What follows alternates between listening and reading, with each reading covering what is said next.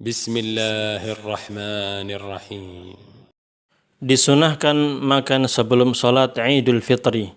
Adapun sholat Idul Adha, maka disunahkan tidak makan sampai pulang dari sholat. Dalilnya adalah hadis dari Anas radhiyallahu anhu, dia berkata, "Kana Rasulullah sallallahu alaihi wasallam la yaghdu yaumal fitri hatta ya'kula tamaratin." Rasulullah sallallahu alaihi wasallam tidak berangkat ke tempat sholat pada hari raya Idul Fitri sampai beliau memakan beberapa buah kurma terlebih dahulu. Hadis ini diriwayatkan oleh Imam Al-Bukhari, At-Tirmidzi, Ibnu Majah dan Ahmad.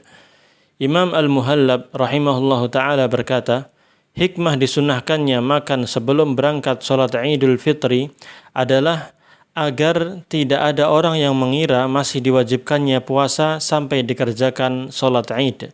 Seakan-akan beliau sallallahu alaihi wasallam hendak menutup pendapat ini. Demikian disebutkan dalam kitab Fathul Bari.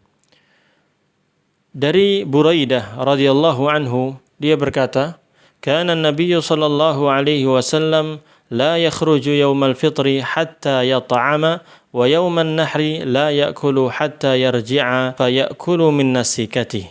Nabi sallallahu alaihi wasallam tidak berangkat pada hari raya Idul Fitri sampai beliau makan terlebih dahulu.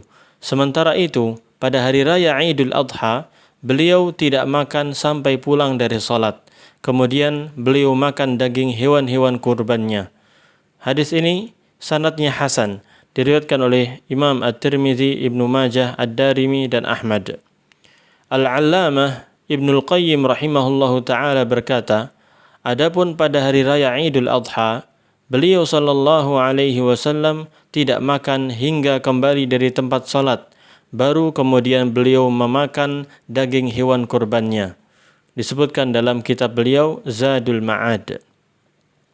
Al-Allamah Asy-Syaukani menjelaskan dalam kitabnya Nailul Awtar, adapun hikmah diakhirkannya makan pada hari raya Idul Adha adalah karena pada hari itu disyariatkan penyembelihan hewan kurban dan disunahkan memakan sebagian dagingnya.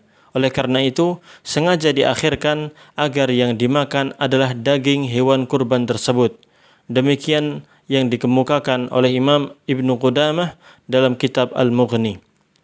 Az-Zain bin Munayyir rahimahullahu ta'ala berkata, setiap hari raya Idul Fitri dan Idul Adha, Nabi sallallahu alaihi wasallam makan pada saat disyariatkannya mengeluarkan sedekah yang dikhususkan pada kedua hari tersebut, yaitu mengeluarkan zakat fitrah sebelum berangkat ke tempat pelaksanaan sholat dan mengeluarkan sedekah daging kurban setelah penyembelihan. Demikian kata beliau di dalam kitab Fathul Bari.